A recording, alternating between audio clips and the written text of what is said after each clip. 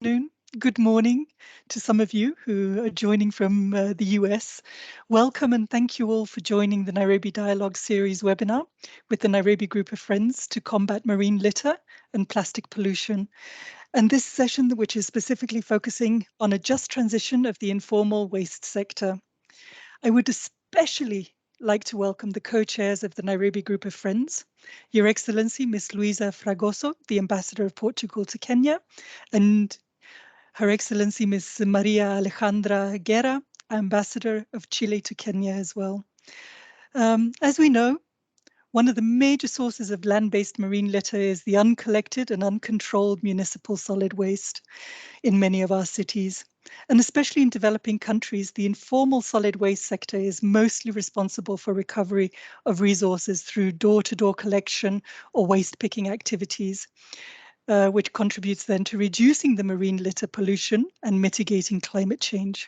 However, we have seen globally that the informal waste sector is often unrecognized and at times even criminalized, resulting in their exclusion in the decision-making processes of new regulations and frameworks from which they could actually benefit from. So I'm Cecilia Anderson. I work with the Urban Basic Services section on urban mobility and supporting the waste management team. And it's a pleasure to be your moderator for today.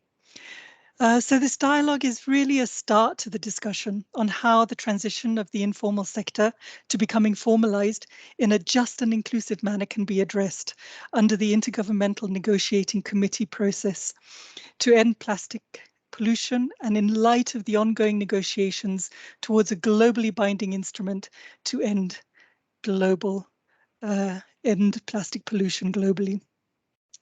I will briefly go through the agenda, and I would also like to invite you to post comments and questions in the chat and to make use of the reactions or the emojis or how do you say? Yeah, these little buttons where you can actually say that you support different questions or comments that are raised. So first we'll actually start with the opening remarks from the Executive Director of UN Habitat, Ms. Maimouna Mohamed Sharif. Then we'll have Letizia Carvalho actually setting the scene and giving us an overview about the ongoing negotiations to end plastic pollution. We'll have a small video actually with a testimony from one of the waste pickers. Then we'll move into the keynote by Kamal Gai, who is the coordinator of the Green Jobs Program at ILO. Then we'll have two respondents. One is Mr. John Chweya, who's a waste picker based in Kisumu, and also from Adwoa Coleman, who works as the sustainability and advocacy manager for Dow's packaging and specialty plastics business. Thereafter, we'll move into a discussion, and looking forward to that. And then we will move into the closing remarks by Her Excellency Ms. Maria Alejandra Guerra. So with that overview of the program, I would actually like to invite, and it's my pleasure, Ms. Maimouna Mohamed Sharif, the Undersecretary General and Executive Director of UN Habitat, to deliver her opening remarks. Thank you, Edie. The floor is yours. Thank you very much, Cecilia. Your Excellency, Ms. Luisa Fragoso, Ambassador of Portugal. Your Excellency, Ms. Maria Alejandra Guerra, Ambassador of Chile. Excellencies, colleagues, friends, ladies and gentlemen. I would like to thank the co-chairs of the Nairobi Group of Friends, as well as the Government of Norway for the invitation and the collaboration with UN Habitats to open the discussion on the just transition of the informal waste sector. Globally, municipal solid waste generation is expected to double by 2050. But already today, 2 billion people lack access to waste collection services, and the waste of 3 billion people is openly dumped. This means that every day, more than 2 million tons of waste are impacting negatively on human health and the environment, including our ocean. This is an immense challenge, but it is winnable. If we can harness existing solutions and the experience of millions of people who collect, who sort, and recycle waste, the waste pickers. Unfortunately, their contribution to public health and the circular economy is often not recognized. While the new urban agenda notes the important role of the informal economy and commits to supporting it, the recently passed United Nations Environment Assembly a UNE resolution to end plastic pollution for the first time specifically recognizes the contribution of the informal waste sector. So the ongoing negotiations on the internationally binding instrument on plastic pollution provide a unique opportunity to improve the livelihood of waste pickers is properly addressed. When I was a mayor of Penang, before I joined UN Habitat, we issued waste pickers with photo IDs to register them and gain access to benefits such as healthcare. So therefore, I am very much looking forward to today's session. Waste management is very close to my heart.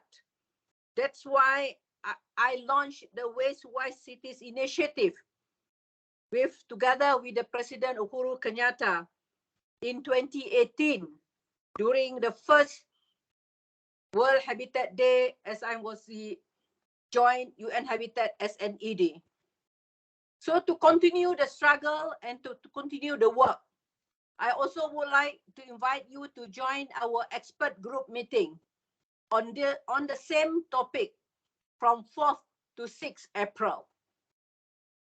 Excellencies, colleagues, friends, now is the time to work together.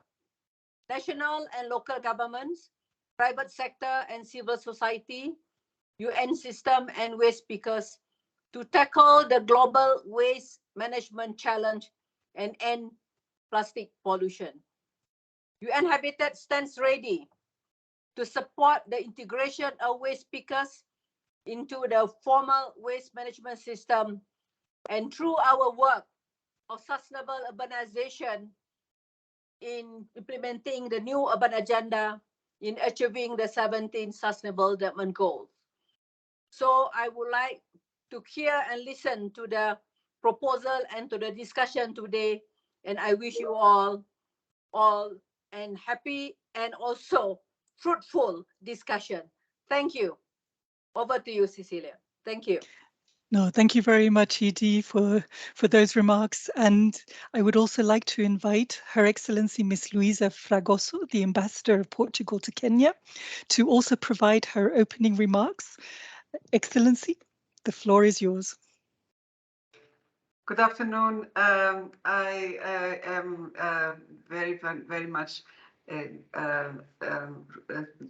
delighted to be with you here today on behalf of the permanent missions of Portugal and Chile, and I wish to welcome you to the Nairobi group of friends, and it gives me great pleasure to do so in the company of my dear friend, the Executive Director of UN Habitat, whom I know has dedicated much of her heart and her agenda here in Kenya to this theme. I mean, it speaks directly to all of us in this group, and I am also in a special position today to tell you that it is my last day as chair of the Committee of Permanent Representatives of UNEP.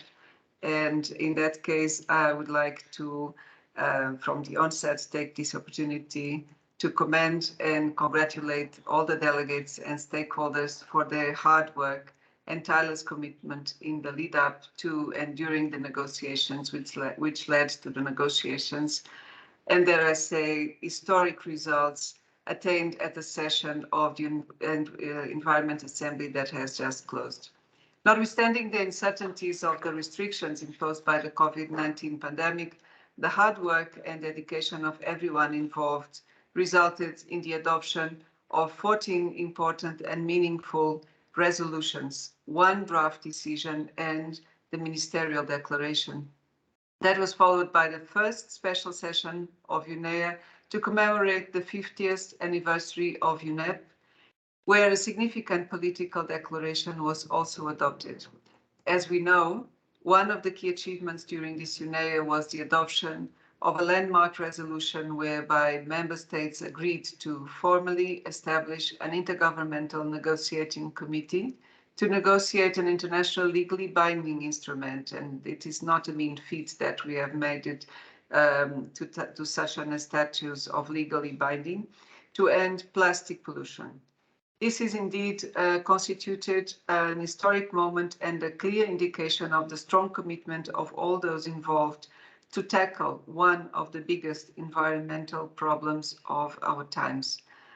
Among the very substantive provisions, the resolution now adopted to end plastic pollution recognizes the significant contribution made by workers under informal and cooperative settings by collecting, sorting, and recycling plastics in many countries. Therefore, the Nairobi Dialogue on Just Transition on the Informal Waste Sector, which has been organized with the support of UN Habitat, seeks to advance the conversation on the contribution and positive impacts of the informal recycling sector in many economies around the world. One of the major sources of land-based marine litter is uncollected and uncontrolled municipal solid waste. In developing countries, the informal solid waste sector has a key role in the recovery of resources through door-to-door collection of waste picking activities, and thereby contributes to reducing marine litter pollution as well as to mitigating climate change. However, the sector does not receive the recognition it deserves, and at times it can be even criminalized, resulting in their exclusion from the decision-making processes of new regulations and frameworks from which they could benefit. This dialogue seeks to trigger the discussion on how transition of the informal sector in a just and inclusive manner can be addressed under the Intergovernmental Negotiating Committee process to end plastic pollution. I wish to thank all the invited speakers who kindly availed themselves to address this session. Mr. Mustafa Kamal Guye, Global Coordinator for the Green Jobs Program with the ILO. Mr. John Cheria, member of the Global Alliance of Waste Pickers and Chairman of the Kenyan Waste Pickers Welfare Association. Mr. Adwa Coleman, African Sustainability and Advocacy Manager representing Dow Incorporated, and our good friend Leticia Carvalho, Head of the Marine Freshwater Branch of UNEP. Welcome to all of you. I would like also to tell you at this moment that I think that we cannot avoid to recognize that it's imperative to maintain the political momentum post-UNEA 5.2. Therefore, I'm happy to announce that the Nairobi Group of Friends will continue to organize thematic, technical and policy dialogues to promote exchange of knowledge and create capacities in keeping the momentum in the lead up to 2024. As you know, that was the setup time to achieve the negotiating, the results of the negotiation of in this INC format. I also want to reiterate our gratitude to our colleagues of UN Habitat for their support in organizing this important session and discussion in Nairobi. It is now my great pleasure to invite our colleague Cecilia Anderson to take the floor and moderate this session. Thank you and wish you all a very productive, rich and interesting Nairobi dialogue. Thank you. Thank you so much, Excellency. And actually, it's such a wonderful opportunity to have you here to welcome the group of friends to this dialogue series and this session. And it's such a pleasure also to have you here to highlight the importance of actually keeping up this political momentum, that we need to sort of keep this going as well with this group of friends, and to be able to support then the resolution on the Intergovernmental Negotiating Committee process to end plastic pollution. So thank you very much for those words. Now we'll move into setting the scene, and I'd like to invite Letizia Carvalho, who will set the scene by giving an overview of the ongoing negotiations to end plastic pollution. Letizia joined UN Environment in 2020 as head of the Marine and Freshwater Branch at the Ecosystems Division. She has over 15 years of experience in the environmental policy making and implementation. She has served in the federal government of Brazil for 18 years as a marine expert, coordinator of chemical safety, and director of environmental quality. She's also led several multilateral agreements and conventions. And I'd love to give the floor now to Letizia. Thank you very much, Cecilia. I hope you can see me and hear me well. Good afternoon, good day, Excellencies, distinguished delegates. Let me first express my sincere thanks to the ED Maimouna Sharif for hosting us today with this very important dialogue, and also to express my sincere thanks to my dear Ambassador Luisa Fragoso and my dear Ambassador Alejandra Guerra for their leadership in front of the group of friends to combat marine litter and plastic pollution in Nairobi. They were responsible, for sure, one of the responsibles to take us to this level of conversation. So my sincere thanks to you.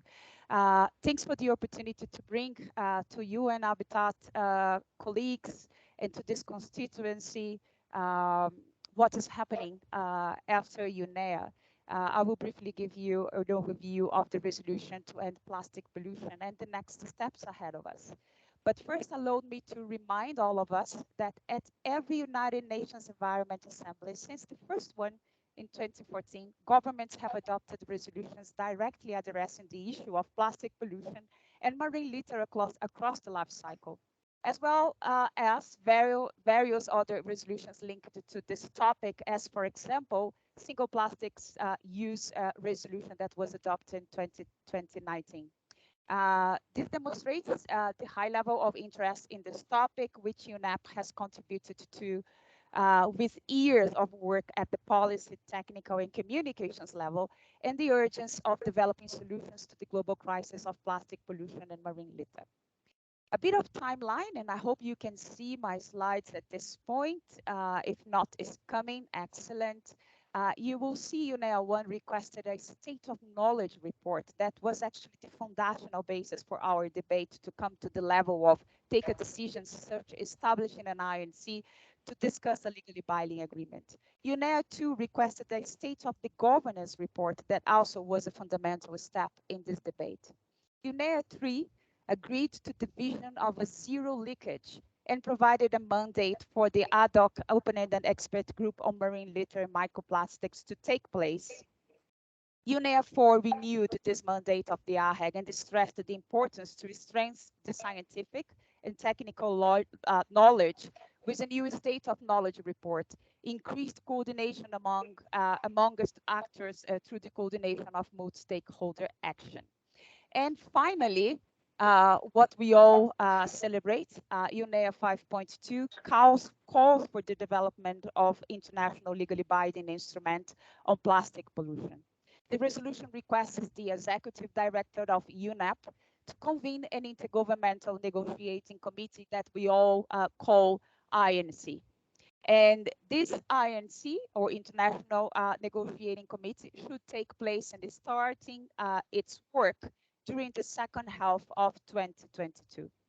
Completing its work by the end of 2024, and you can, of course, acknowledge the challenging of this timeline, and also the political will that is taking us to such a sharp and bold action. Finally, a diplomatic conference of plenipotentiaries will be organized in 2025 with the purpose of adopting and opening for signatures the instrument. The resolution also requested the executive director of UNEP to convene an ad hoc open-ended working group that we are calling this time OEWG by June 2022 to prepare for the work of the INC. This means essentially to define a timetable and the organization of the work that will take us in the years ahead in a target and timely function to deliver this global agreement. Also, the resolution requests that the executive director of UNEP establishes a forum that will bring together, that's envisaged to bring together multi-stakeholder action. And this forum is to be organized in conjunction with the first INC. Our executive director, Inger Anderson, has referred to the resolution as the most significant environmental multilateral deal since the Paris Accord. Wow, this is amazing articulation of the relevance and the importance of this agreement. The extent to which we succeed in our mandate, and we are very mindful about it, to develop the international legally binding instrument will have an impact beyond our work and will represent a make or break moment for multilateralism. Whether future generations will see the United Nations, UNEP, and all of the other agencies in our system as a positive force driving systemic change, or yet another institution failing to fulfill its mission, will rely on our capacity to deliver on the promises made. And this is precisely where I call you into action. We are just 3 weeks past since the historic moment at UNEA, where emotions were run high. It is imperative that we keep the excitement and high ambition going to see impact through this action. And this opportunity here is just the first milestone after UNEA. Let me just quickly take you to a very important point in setting the scene for this conversation, the importance of inclusive process and inclusive INC. One of the key highlights of the resolution is the emphasis on inclusive process for all stakeholders to end plastic pollution. This is highlighted in several paragraphs, and let me highlight some of them. The provision of the necessary support to developing countries, and countries with economies in transition to allow for effective participation in the work of the OWG and the follow-up meetings of the INC. And then a very important one for this audience and for the topic we are debating or we are going to debate today, the participation in the OAWG and the INC, which should be open to all member states of the United Nations, members of its specialized agencies, regional economic integration organizations, and more important, relevant stakeholders, consistent with the applicable United Nations rules. The inclusion of the informal sector, so, is also absolutely key feature of the resolution, as seen in the paragraphs that I would just highlight as well. Recognition of the significant contribution made by workers under informal and cooperative settings to collecting, sorting, and recycling plastics in many countries. We know this is a major informal sector scheme that plays an essential role in our livelihoods. Let me also flag consideration of the lessons learned and best practices, including those from informal and cooperative settings in deliberation on the international legally binding instrument during the INC. We have so much lessons to learn from your experiences, and this is precisely captured in the text of the resolution. This is a clear signal from member states on the importance to consider the role of significant contribution of the informal sector, as well as their needs and hopes in relation to this INC process.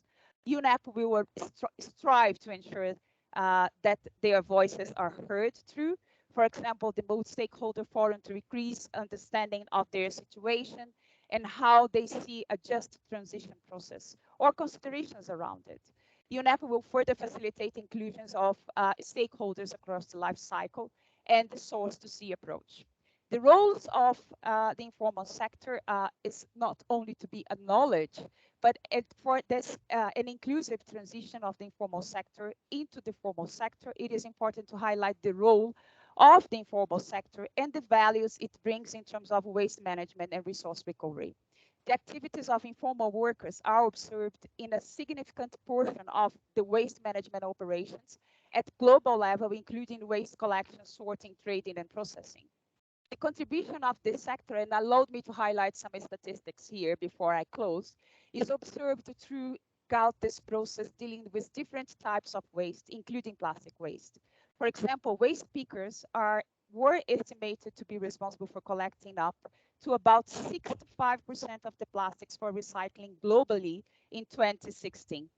However, despite their essential functions, the informal waste sector also constitutes of urban, poor, and marginalized groups, as Ambassador Luisa just mentioned, exposed to unsafe working environments, critically lacking access to information and financial support, technology capacity and capacity building.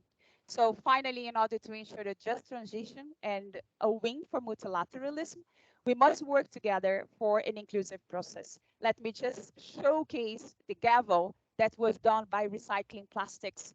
That was the instrument that celebrate our agreement. We need the informal sector to be the influencers to deliver their voices from the front line through the collaboration with UNEP and UN Habitat to feel as our mandate is also their mandates, and they will pave the way for all of us together to free the world of plastic pollution. Thank you very much, Cecilia, and back to you. Thank you so much, Letizia, for setting the scene and giving us that overview of the work plan going forward with the INC. And most importantly, I think it was that call to action and to ensure that we keep that high ambition and to see an inclusive INC where all the relevant stakeholders will be engaged, and highlighting then that the specific ambition to strive for the voices of waste pickers to be heard in this process as well. So thank you very much for that, Letizia. And I would actually like now to have a small, that Nella will show us a small video. In 2019, UN Habitat worked with the Danish sound artist Jacob Kierkegaard to capture the sound of waste. So we produced an audiovisual piece of art, and within that piece of art there were 3 testimonials from waste pickers and also the Dandora dump site manager.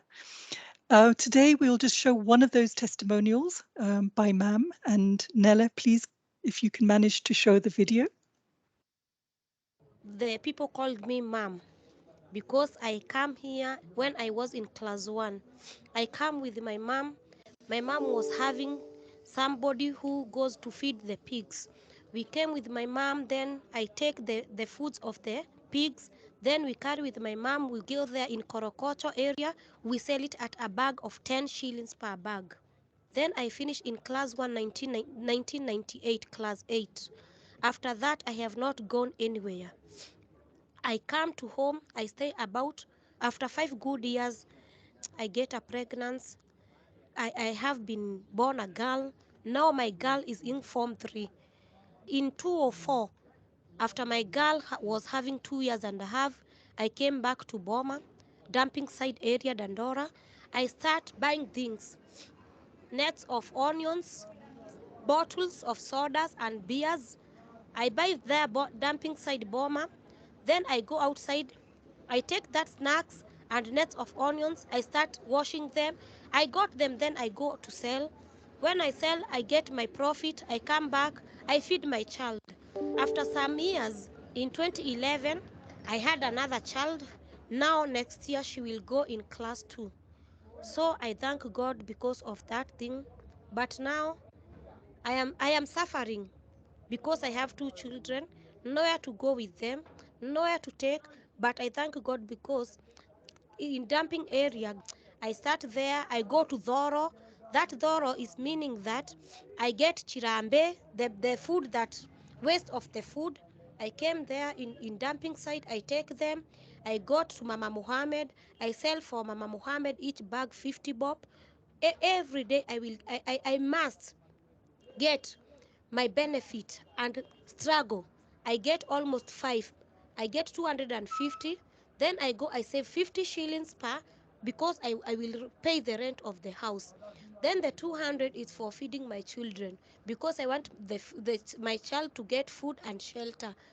So from there up to now, I thank God because have given me a great thing and a great power.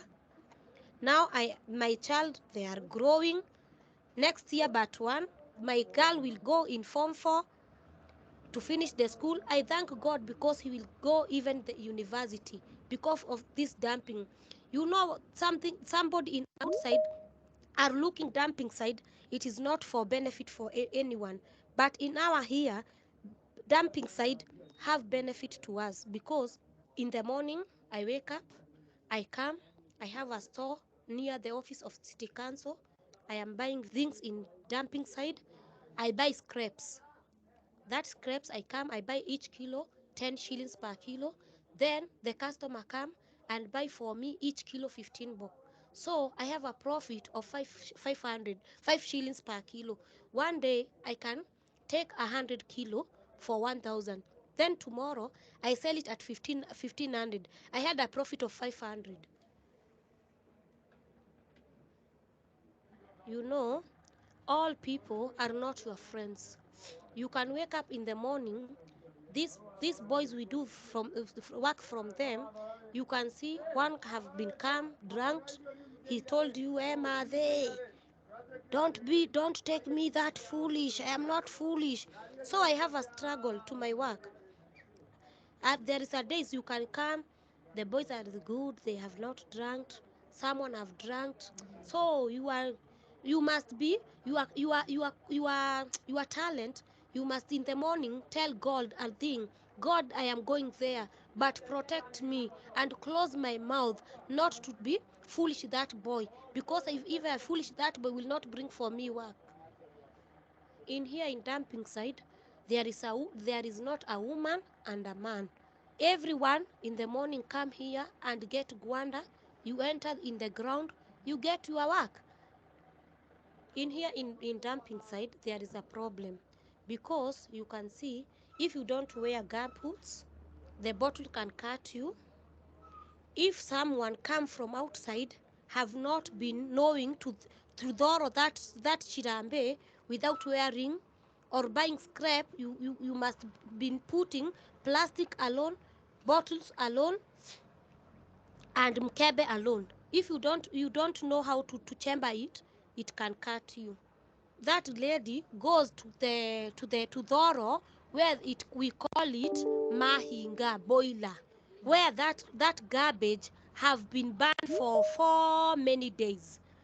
When you step there, you don't know that garbage have been burned. When you enter your leg, you can burn, or your hand. Even me, I have a damage, my leg. I have 3 weeks now. The bottle have been cut me. I was having a shoes, bottle cut me and stay for the leg for 4 days. But that night, I go to hospital there. They told me they want 2,500, but I was not having it. I was having 200. Then I go another hospital. That doctor knows the people of dumping site. Even you, when you go there, you don't have money. He treats you. Now I have children. I can't stay home and I don't have any money for feeding my children. I have not having husband. What will I do? I am mom and I am dad. What I will do? What I will do? If somebody give you a pregnant and he don't want to help her child, what will you do? You leave that husband, you take your responsibility for the children. All your mind be for your children. Your work, it is for helping for your child. I have my dream that one day, one time, God will praise me and I get money and I go outside there, I buy for a ground, I make my children a house to stay. Then my future, I am telling God, let me, when you will touch me there, I walk outside from dumping site, you give me money, God, I can open a business of cosmetic. No, thank you very much for that powerful testimony, actually, and how important it is, the livelihoods that you can actually earn from waste picking. And I think Mam really showed how it's been so important for her to actually have that opportunity to be able to then put her children through school. And no, thank you very much for that. And I think it also now opens up for, and I'd like to invite Dr. Mustafa Kamal Gai to make the keynote speech today. He is the global coordinator of the Green Jobs Program at the ILO. Previously, he served as head of the Green Economy Advisory Services at UNEP and at the International Center for Trade and Sustainable Development. He's also spent 12 years working across Asia at the Institute of Global Environmental Strategies in Japan, and he started his career in FAO in West Africa. Welcome, Kamal, for the keynote. Well, thank you very much, Cecilia, and dear Executive Director, Ambassadors, Excellencies, ladies and gentlemen. It's really a pleasure and a privilege to be able to join you at this session. And I also wanted to appreciate Ma'am for the video that we've just listened to, which is a very powerful call to the reality of what we are discussing about today. I wanted to start by just making the point that plastic pollution is a major environmental problem of significant importance for employment. Plastic has become the workhorse of the modern economy, and we find it in all aspects of our lives. While it provides significant benefits, we know that the current production, including the extraction, use, and disposal of plastics has many drawbacks. Plastic production itself includes several chemicals that can affect workers' health and safety. So therefore, it is indispensable and urgent to transform the take, make, waste of plastics economy into a circular economy based on a full life cycle approach. This will not only reduce the environmental damage, it will also open up important opportunities for decent work. And I think Letizia has spoken about the importance of employment in the plastic and recycling sector. But I wanted to mention that at the ILO, we have estimated that a shift to a carbon neutral and circular economy could generate an additional 100 million jobs by 2030. But we must go beyond that number of jobs and really take a human-centered approach to combating plastic pollution, and to remember that decent work is a cornerstone of the Sustainable Development Goals, and it should be so too in our fight against plastic and aspiration to a circular economy. And because indeed millions of women and men work in the plastic industry through its entire value chain, such as in oil and gas, in petrochemicals, in industrial chemical industries, and the production and transformation, which then leads to collection and recycling. We estimate that around 15 to 20 million people work in the informal economy in waste collection and recycling. Around 4 million people are considered to be working in the formal economy. In a country like China, estimates are from 3.3 million to 5.6 million. It is estimated that there is over 250,000 people in waste picking in a country like Brazil.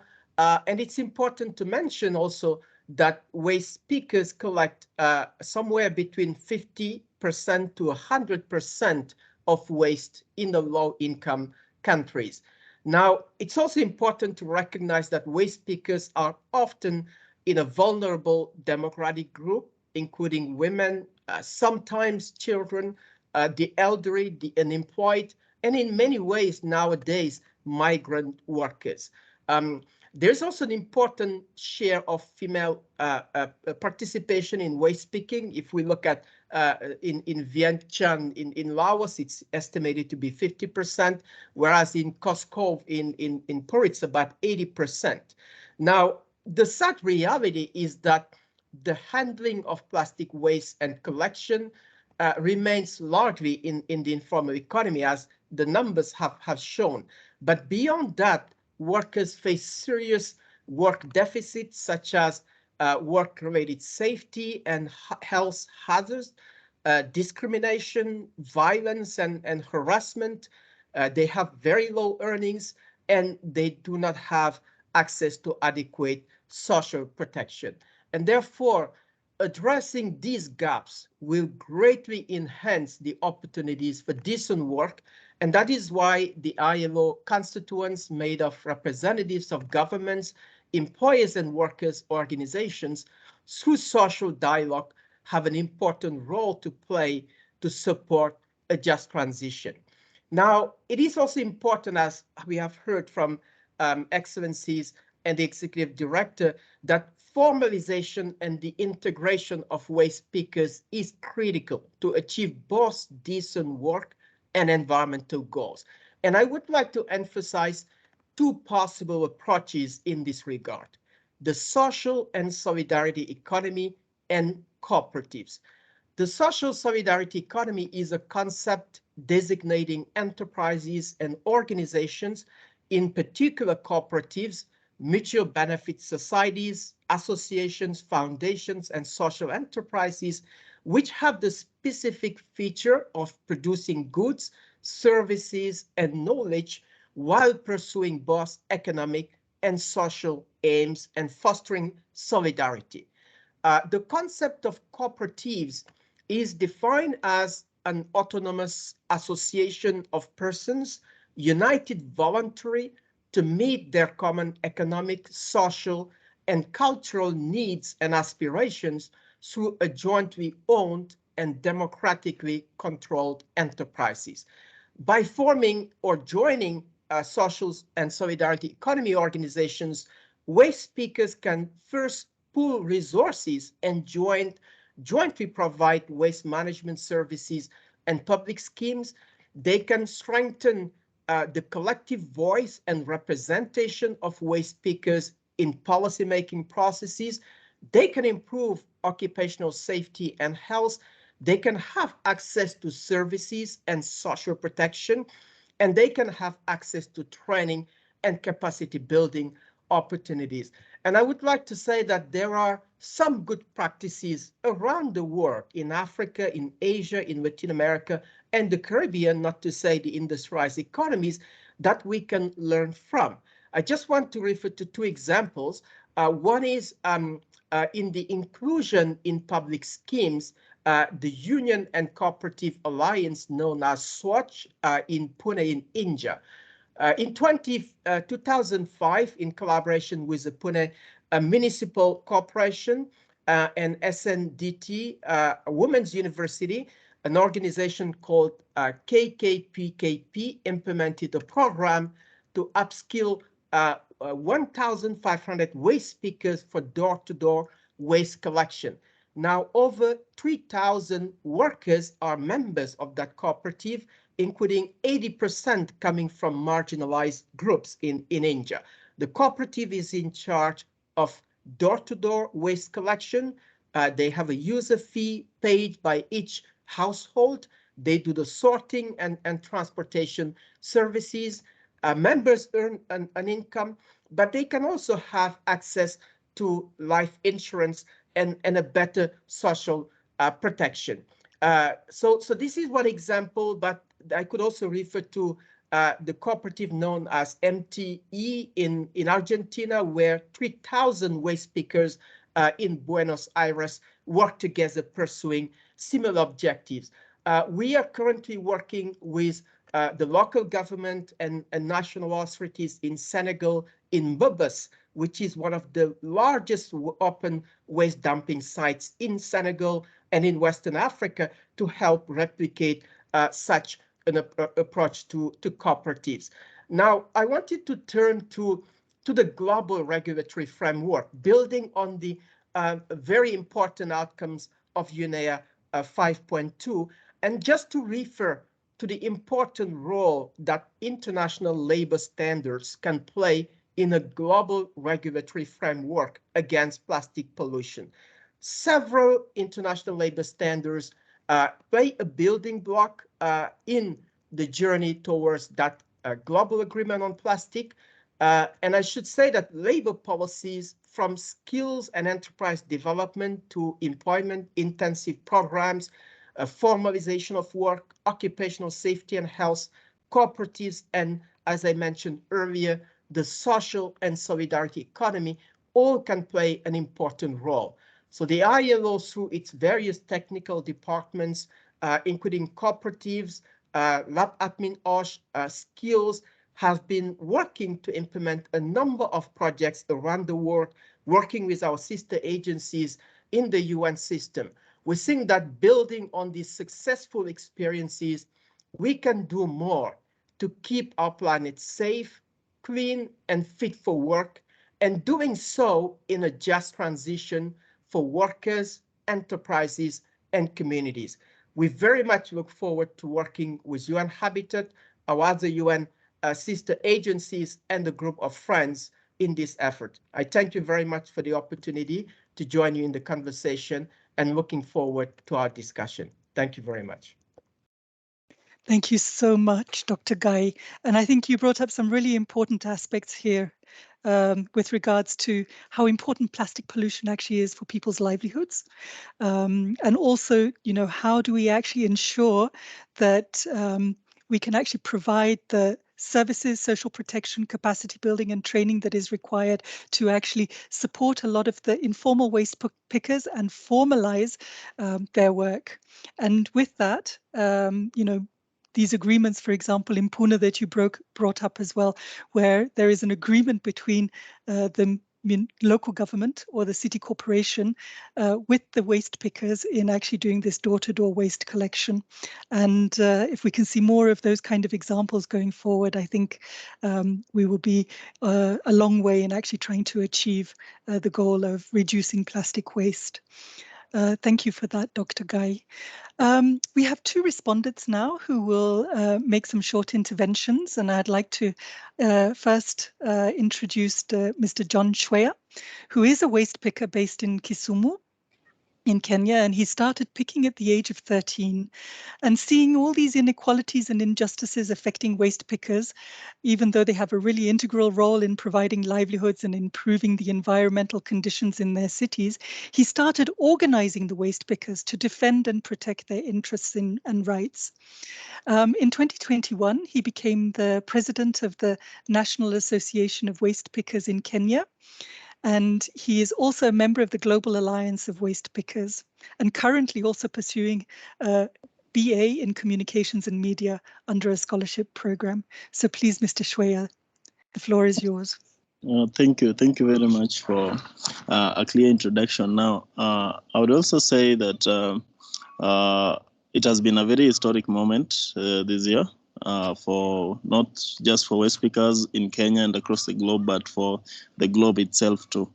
I would also mention that the issue that you've mentioned all along about the just transition and the incorporation of waste pickers, I think that is something that should be taken seriously, and that has not been there for the longest time from where I come from. And I think this is also an appeal to all of us here, everyone listening to me, that the UNEA 5.2 was a resolution was there, and the treaty is binding to states and not to stakeholders. And I would say that our biggest interest now is what is going to happen next. Like, for example, today in this meeting, I only have like 5 minutes to talk, yet there are a lot of things like to point out here, and there are a lot of things that should be put on the table for waste pickers. So, well, as I continue, I think one of the questions that you should note is that we are very much interested on what is going to happen in the next steps and how is it going to happen, because what I know is that we've been very much struggling. Just like you've mentioned, is that I've been for a very long time trying to organize waste pickers, and this has been a very big struggle. And this organization has been because there's been a very big gap between both the local and national authorities, with the West speakers who are actually doing the integral role in conserving our communities and cities. So that is one of the points that is very key to us. I think the other thing is that we are currently negotiating on how we can be part of how we can be included and be part of the discussions that we've been left out in, and especially in the EPR negotiations with the companies that normally we work for indirectly. To work directly like with the West Speaker organization, this is something that has never been happening. So we are also like pursuing this aggressively.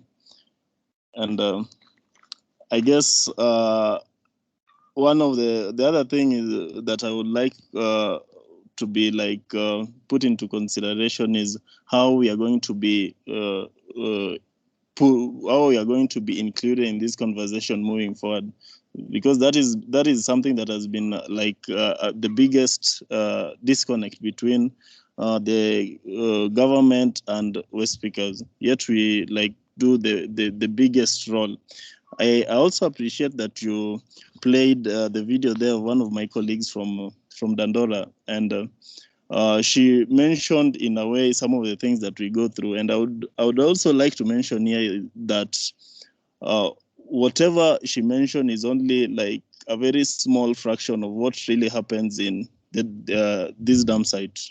We really face a lot, and I would wish for like the people, most of the policymakers that make these policies that concern us, to come to the ground and really see what is happening, because most of them make these policies without really knowing what is going on in the field. So the other disconnect that has been there that we can link to that is that we have not been in these conversations. So policies are being made without like consideration of what really directly affects us. So I think that is also a very big disconnect that we should strive to gap. Yeah, thank you. Thank you very much, John. And I think this is actually just the beginning of a conversation, I think. So please do see this as something that will be continuous. And I think this is just the beginning of the dialogue of how to take it forward. And thank you very much also for highlighting the really important part of, building that dialogue between the government and the waste pickers, and providing that forum to be able to then raise the concerns of which waste pickers actually encounter on their day-to-day work. So thank you very much for that. I'd like to also now move on to Ms. Adwoa Coleman, who is the Sustainable and Advocacy Manager for Dow's Packaging and Specialty Plastics Business in Africa, and the Country Manager for Ghana. And in these roles, she drives growth through enhancing relationships across the region and implementing sustainability projects. Adwoa is also the past president of the Ghana Recycling Initiative by Private Enterprises and sits on the steering board of the Ghana National Plastics Action Partnership in collaboration with the World Economic Forum. With that, Adwoa, I'd like to hand over to you. The floor is yours. Thank you very much, Cecilia. Good morning, good afternoon, everyone. I'd like to stand on all previous protocol observed to respond to Dr. Guy and also previously, just a few minutes ago, Mr. Shweya. The private sector views the role of the informal sector as extremely important within the transition to a circular economy. When we consider the plastic value chain, which I think is also a point that Dr. Guy made within his comments, we understand that there are several different actors that play roles within the plastic value chain, and that this industry provides a significant number of jobs all the way from the feedstock sourcing through to manufacturing, all through to the value chain, including the role of the informal sector. I think an important thing to note, which I've also seen highlighted in the comments, is that the informal sector, and I'm trying to change my verbiage now from waste pickers to reclaimers as we consider the transition to a circular economy, essentially create these jobs or livelihoods by their own accord and are independent actors within this space. And so within this dialogue around the terms of formalization, I believe that we should consider more so integration and inclusiveness and consideration of how they will play a role in the solid waste management of the future. We heard the story of Mam, who works at the landfill sites. In a utopic vision of a circular economy in the future, we would hope that the concept of waste would be eliminated and that materials would not even reach the landfill. And what happens then within the jobs of the millions of people who currently create work within this space by voluntarily collecting these materials and selling them into new economies and making money to take care of their families and also to pursue their livelihoods. I think that there are a number of important roles that the private sector can play in helping in the future of a circular economy, as well as within the negotiation of this binding treaty. We can support programs, and I say this also with personal knowledge of how plastic waste projects can occur in different countries with plastics, with the private sector involvement, right? We can support programs with partners who make considerations for a livable wage for the informal sector who they work with. So you heard within Mr. Shweya's comments that within an extended producer responsibility system, they indirectly work for producers or people who are considered under the producer definition of plastics by recovering materials that would otherwise end up in environment or in landfill. And this really should be how we view the role of the waste picker within projects and within the sector of recovering materials. They are employees within this space and should be recognized and treated as such within this. And entities that put in place projects should look to ensure that the welfare of these employees are accounted for, that they are being paid a livable wage, and that considerations for better work and how they want to work and what they need. Mam mentioned simple things like boots or personal protective equipment. These are some of the basic things outside of what we are speaking about on the policy side that can help to create a better work environment for waste pickers. And I see that I'm just coming up on time, but the last thing that I will mention is that there is a very critical role that the private sector plays currently and will play in the future of the informal sector.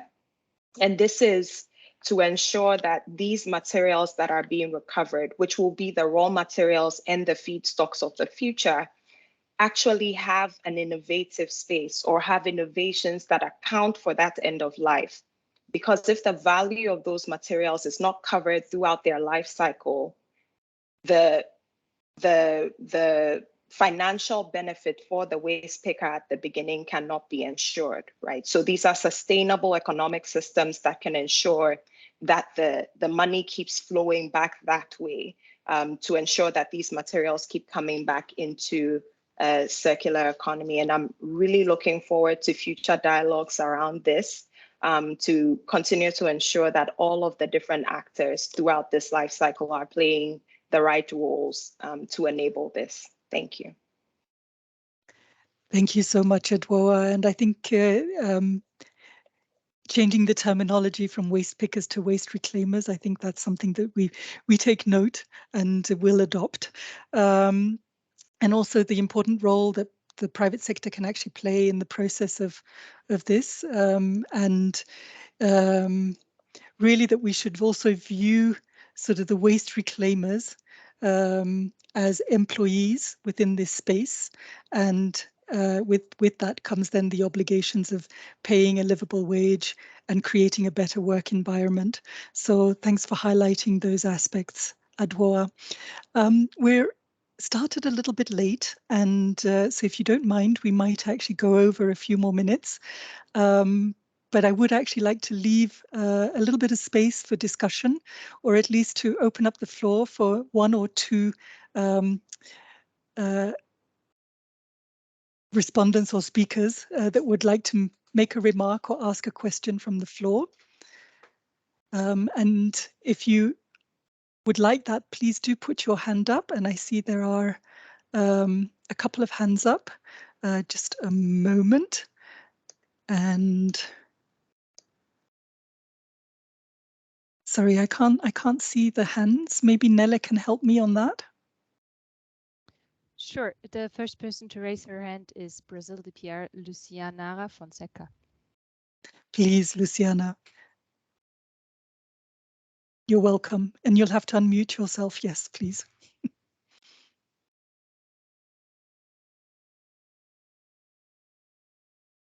I think, Luciana, I think you need to unmute yourself.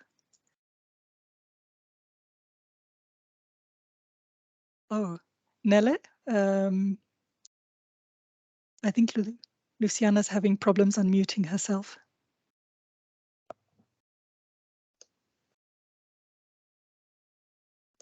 Perfect. Thank you so much, Ms. Anderson, for allowing this brief space for discussion. And thank you, really a big thanks to the group of friends and organizers of this event, because it addresses a very important topic. I will be very brief, but just listening to all the presentations that we had, I couldn't help just to make the remark that this discussion, it shows in a very concrete way the imperative of integrating the social, environmental, and economic dimensions of sustainability, because they should reinforce each other and advance together. Here we have a sector that has a great contribution to the environment, and they should also be integrated socially and economically. As was pointed out by Mr. Mustafa Kamal from ILO, the collectors of recyclable and reusable materials, they play an important role in Brazil. They are officially part of our national policy for solid waste, and their incorporation takes place through cooperatives and other forms of association. And the aim is promoting their formalization, social inclusion, and economic emancipation. It was really based on that experience and the conversations we had at UNIA 5.2 that led us to propose this recognition of this important sector in the resolution. And most importantly, it was really readily accepted by all the participants, which really shows that we do have the momentum and there is this recognition of having this important discussion. I also would like to take the opportunity to also appreciate the engagement of UN Habitat in this process, and the presence here of ED, Maimouna Sharif, especially because the UN Habitat, it brings such an important perspective on the socio-economic aspect of the subject, and furthermore, it illustrates how the programs that we have based in Nairobi, they have a lot to contribute to each other. And just really like to end thanking the group of friends and organizers, Chile, Portugal, and Norway for keeping the momentum on these, and really a note of appreciation to Ambassador Luisa Fragoso. What an important note to end her chairmanship of the CPR. Thank you so much. Thank you so much, Luciana. And I think very importantly there as well, how do you actually formalize through the national policy? And I think Brazil is showing the way in that sense, in actually having a national policy that takes into consideration the needs and of all the waste pickers or reclaimers as we go forward. I'm not so sure if I can see any other hands. I was trying to scroll down. Is there somebody else who'd like to make a short intervention or has a question?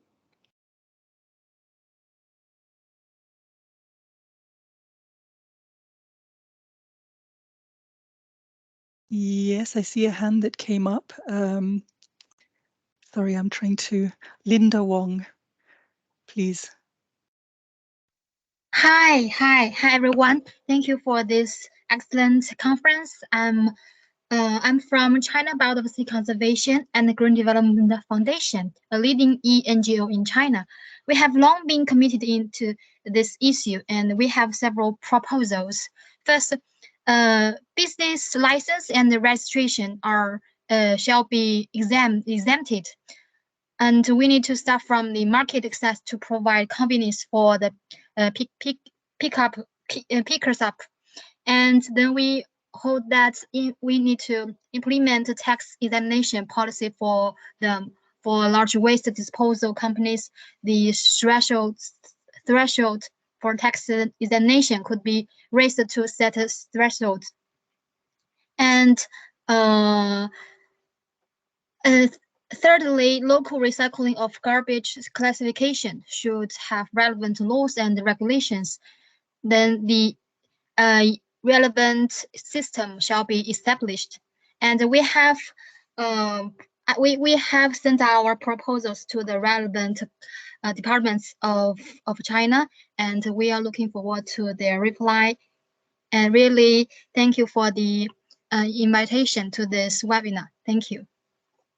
Thank you, Linda, and thank you for also bringing up how you're actually then pursuing the regularization in China with regards to incorporating then the recycling sector. With that, I'd actually like to give the floor to Sonia. I think I saw that your hand was up as well, Sonia. Please go ahead if you can unmute yourself and, if possible, also turn on your video. Hello, everyone. Thank you so much for organizing this event and also for the EGM that will take place in the forthcoming weeks.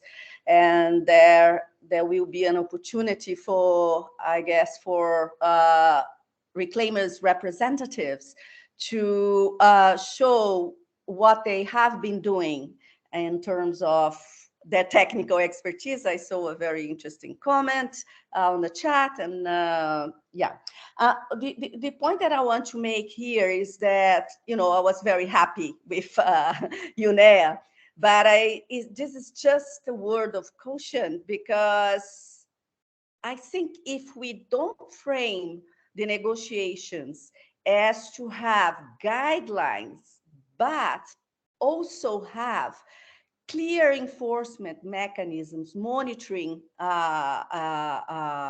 indicators, most of the beautiful wording that will go into the treaty will be absolutely nothing for reclaimers.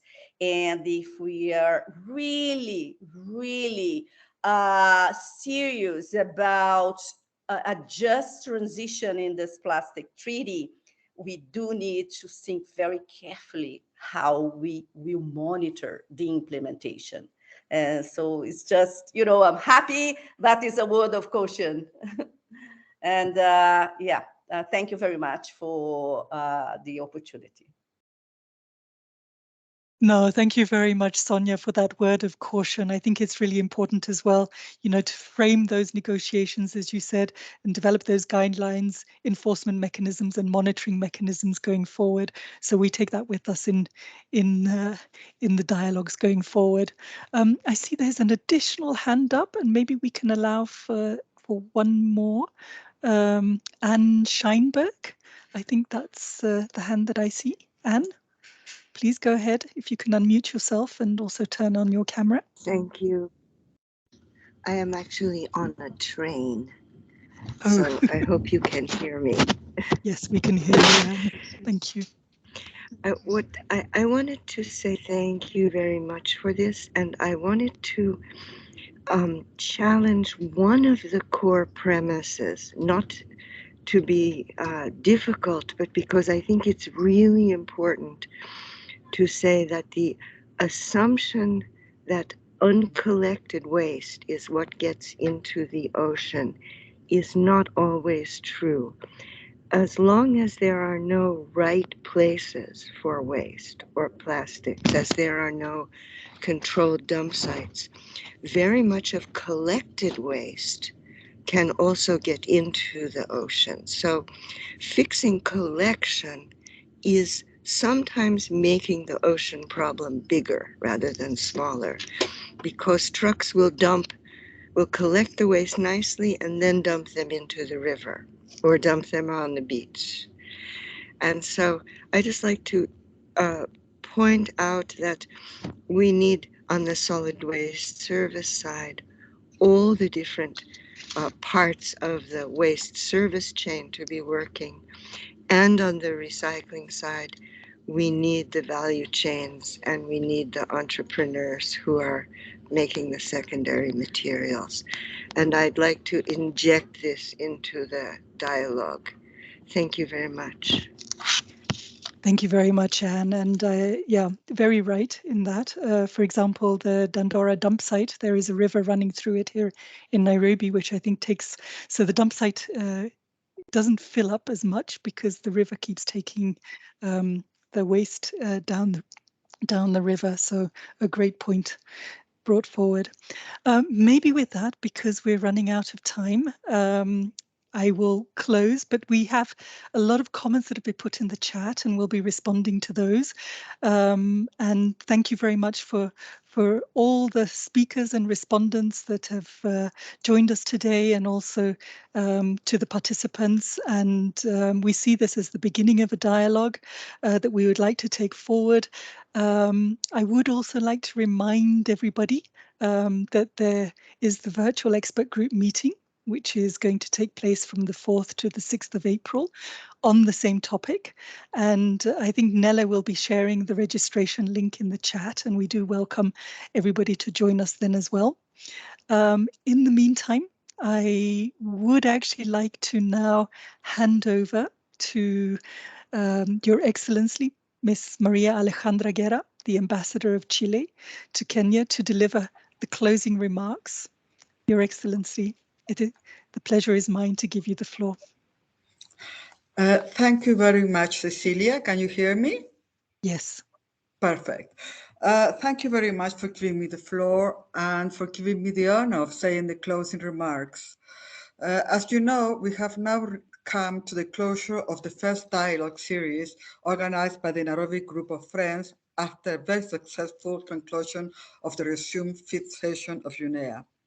We have heard very interesting interventions that allow us to have a very rich and substantive idea what is needed to achieve a just transition of the informal waste sector to the formal sector, and shared a very interesting video from a dump site and the emotive testimony of reclaimers, waste collectors, where they have expressed their realities, aspirations, and needs.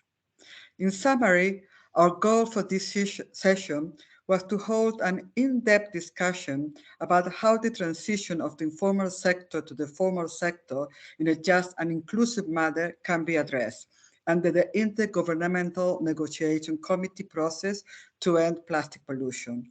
And I am convinced that our goal was met through the presentation and fruitful discussion we just had. I cannot conclude this meeting without expressing our deep gratitude to my colleague and friend, Ambassador Luisa Fragoso, for all her work and leadership during the years she has been with us as PR of UNEP, not only as the chair of the Committee of Permanent Representatives, but also as co-chair of the Nairobi Group of Friends. Her excellent job and contributions will always be remembered. Luisa, on behalf of Portugal, you have been a great ally of Chile, and you know that within the Chilean delegation, you will always have friends. We wish you the best and success in your future work. I also want to express our gratitude to the ED Maimouna Sharif for participating in this event and give us kind of comprehensive opening remarks. Also, I express our deep thanks to our speakers and respondents for giving us such a comprehensive and broad overview on a just transition for the informal waste sector. And finally, I would like to reiterate our great appreciation to UN Habitat and also to the Embassy of Norway for their support and cooperation to carry out this Nairobi dialogue. So thank you again very much, and I hope to see you all in the future activities of the Nairobi Group of Friends. Thank you, Cecilia. Thank you so much. Thank you very much. And with that, I think we'll close. Thank you very much to all the speakers, Excellencies, Edie, for joining us today. Okay, thank you from my side for the warm words. Thank you. Bye-bye. Bye-bye. Bye-bye. Bye.